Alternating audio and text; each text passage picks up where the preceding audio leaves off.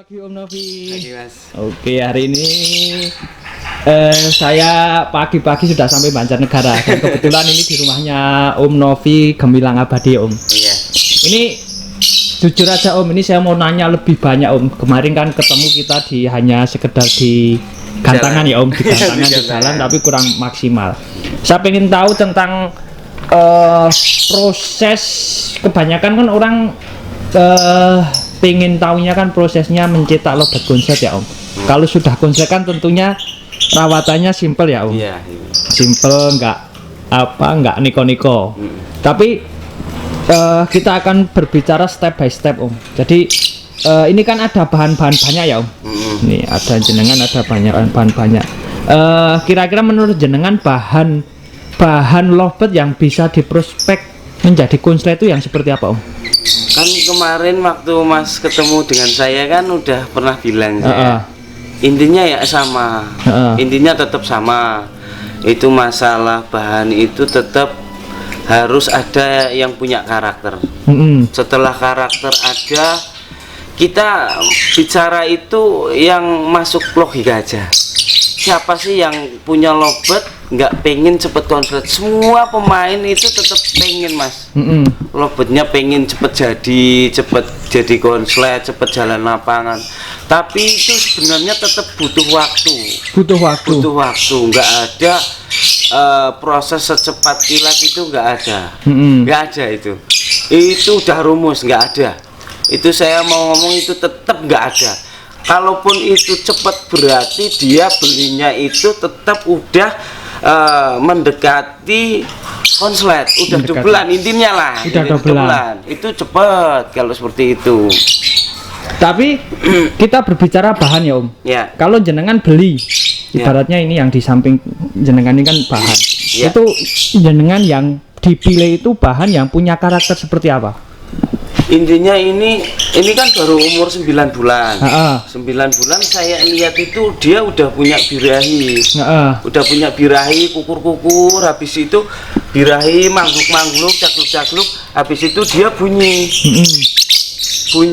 Nah, bunyinya itu masih vektor nggak masalah. Nggak masalah. Ini masih vektor Mas. Masih vektor, tapi kan nanti kalau seiring waktu kita rawat, kita bawa lapangan, walaupun kita tidak gantang itu dicandalin di pinggir gantangan itu sebenarnya itu menurut saya, menurut pribadi saya itu manfaatnya sangat besar. Manfaatnya sangat besar. Itu kadang orang nggak memahami untuk dibawa ke lapangan walaupun nggak di gantang. Syukur-syukur digantang Mas. Itu lebih baik karena apa? Dia ketemu lawan beda, besok ketemu lawan beda. Itu emang dia membuat dia semakin stres. Sebenarnya seperti itu. Karena besok ketemu lawan beda wajah. Gini kan kalau gini setiap hari ketemu. Nggak bisa Mas. Harus beda wajah. Itu akan mempercepat gacor. Berarti jenengan pemilihan bahan menurut jenengan tadi yang sudah punya karakter minimal ya punya karakter tadi yang garuk-garuk, terus muntah-muntah, bolak-balik badan, komat kamit bunyi walaupun bunyinya itu masih vektor. Walaupun bunyinya itu jedanya lama nggak masalah. Nggak masalah, ntar kan bisa lama-kelamaan kan rapet Mas. Lama-kelamaan rapet ya. Itu jadi pemilihan bahan menurut Om Novi ya seperti itu ya. Iya. Berarti yang punya birahi. Iya. Sebenarnya itu semua orang gini Mas. Kalau rata-rata ada orang yang menerangkan seperti itu sebenarnya itu udah pada tahu. Cuman rata-rata saya pun pribadi pengen cepet-cepet jadi. Iya, semua itu rata-rata pemahaman saya itu pengen cepet-cepet jadi. Saya pun seperti itu Mas. Tapi kan harus sadar, harus tahu bahwa proses seperti itu harus melalui proses step by step. Nggak mungkin proses yang sangat cepat sekilat kalau burung masih benar-benar bahan dari nol. Bahan dari nol. Iya. Kita kan sekarang berbicara bahan dari nol ya, Om. Iya, kita bahan dari nol. Penentuan bahan yang punya karakter itu nanti pengaruhnya kemana, Om? Ketika jadinya itu bisa benar-benar menjadi konslet beneran atau ya gimana ya? Kalau kan jenengan otomatis kan milih bahan ya benar-benar milih ya, Om. Iya. Itu kemana, Om, larinya nanti? Kalau kita asal-asalan? Ya nggak bisa ya, susah ya Mas. Karena coba Mas perhatikan aja, Mas kan sering liput banyak lah ya temen. Mas perhatikan burung konslet.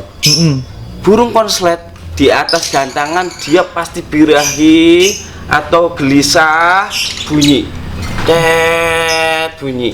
Tapi kalau udah konslet kan nada udah beda Mas. Habis itu dia berhenti, pasti polanya sama dengan pola pertama. Pola pertama seumpama dia komat kamit geleng-geleng bunyi kepalanya sambil ke kanan bunyi, habis itu berhenti. Bunyi kedua diawali dengan seperti itu lagi. Semua konslet. Komat kamit gini, kalau gayanya seperti itu ya seperti itu terus. Karena karakter burung si A, burung B, C itu beda-beda. Beda-beda. Jadi ada yang kepalanya kanan, ada yang bawah, ada yang geleng, ya seperti itu terus. Seperti itu terus Mas. Dari proses awal dia mau bunyi, dia punya karakter birahi seperti itu. Bunyi kedua pun karakternya seperti itu lagi baru bunyi. Diulang-ulang terus lah. Untuk proses awal kita ngerawat, kalau bahasa mencetak menurut saya terlalu tinggi Mas. Terlalu tinggi? Iya, karena yang mencetak itu tetap yang di atas. Oh ya. Kalau mencetak kayak mencetak batu bata, nah, itu pasti jadi karena kita sifatnya usaha ya. Iya, banyak juga yang udah lama belum jadi, berarti ya itu tetap orang bilang belum rezeki, saya setuju. Tapi dengan syarat kita harus ada usaha. Kalau nggak ada usaha ya itu sangat susah untuk mendapatkannya, kecuali bener-bener rezeki beli udah konslet orangnya nggak tahu. Nah, itu beda. Kayak minggu yang lalu pernah aku wawancara itu kan beli udah minol, udah konslet, sebenarnya burung udah konslet Mas, cuman dia posisi single, tinggal dikasih jodoh jadi. Tapi ketika kita beli bahan ini kan di samping jenengan juga bahan ya. Bahan itu setelah kita beli bahan ya Om, bahan kita miliki ya ibaratnya tadi yang jenengan bilang punya karakter seperti tadi itu proses selanjutnya gimana Om? Kita pengacuran. Iya. Pengacuran itu banyak cara Mas. Nggak cuma satu cara, itu banyak. Banyak. Ada yang di single sendirian, biar nggak kita ngerawat bisa, nggak diapa-apain, tapi waktunya kita nggak tahu Mas. Waktunya kita yang nggak tahu kan, dia kapan ketemu dobelanya, kapan nggak tahu kita. Ada yang tiap hari digantang terus digantang, tapi posisi sendiri bisa. Ada yang sama jantan, kalau saya jantan sama jantan ya ada. Itu jantan sama jantan itu juga proses penggacuran? Iya, karena proses birahi tinggi, si pasangannya nggak bisa dikawin, jadi naik terus Mas. Birahi naik terus. Itu cepat juga. Itu salah satu trik jenengan jantan kali jantan dipasangin jantan. Iya, tapi yang akur Mas. Oh, yang akur. Yang akur. Jadi kita bawa lapangan, kita gantang posisi birahi, kalau dia belum keluar dobelan, kasih betina ngawin, dia ngedrop lagi. Iya, pasti ngedrop. Kecuali udah dobelan. Kalau belum dobelan, sebaiknya itu jantan. Iya, tapi yang akur. Kita gas terus biar semakin gacor, semakin lah, begitu dipisah dobelannya udah rapet, gantilah pasangan dengan betina. Itu ngomongnya emang seperti itu, tapi pelaksanaannya itu sangat panjang Mas. Sangat panjang dan lama. Tentukan waktu dia keluar dobelan, saya pernah ditanya Mas, itu kalau emas masangin udah gacor dipasangin dengan jantan, itu waktunya sampai berapa bulan, berapa minggu? Saya aja yang ngelakuin itu nggak bisa, nggak tahu, tergantung burungnya itu mau ngedobel. Yang penting kita sifatnya usaha. Ada yang 2 bulan, ada yang 3 bulan, ada yang 4 bulan. Itu kan nggak bisa Mas. Kita nentuin si A burung ini keluar 2 bulan nggak bisa. Oke. Nggak ada yang tahu. Jadi step pertama ketika kita sudah punya bahan itu langsung ke proses penggacoran ya Om. Iya. Tapi jantan, saya menarik jantan sama jantan ya. Biasanya kan orang proses penggacoran itu kan diasingkan, ditaruh di tempat sendiri dan lain sebagainya. Jantan dengan jantan itu harus sesama yang udah umuran atau PAUD boleh? Bebas, ini PAUD Mas. Oh. Ini PAUD ini udah dobelan, tak omjok sama PAUD. Nanti akurnya sama yang mana kalau malam yang nggak akur tak ambil. Oh gitu. Itu jantan ini. Oh. Ini tak omjok PAUD. Nanti malam saya lihat. Malam saya lihat itu dia tidurnya sama yang mana. Oh gitu. Iya, biar pusing Mas. Kalau satu-satu kadang pusing ya, nggak cocok pusing. Wah, ya bisa ketemu seperti itu, cuman kan waktunya loh Mas. Waktunya sangat. Untuk mencari aja itu butuh kesabaran. Itu benar-benar butuh kesabaran. Oke, kita sudah sampai di proses penggacoran. Salah apa trik yang lain apa Om selain jantan dengan jantan untuk proses penggacoran? Kalau jenengan? Ya disendirikan, dijantang, dipasangi jantan. Dipasangi jantan. Iya. Oke. Itu kan nggak cuma satu sebenarnya proses penggacoran itu. Oke, menarik. Ini saya belum tanya soal pakan ya Om. Tentunya kan dari bahan sampai ke proses penggacoran itu kan pakannya tidak sembarangan ya Om. Tentunya kan.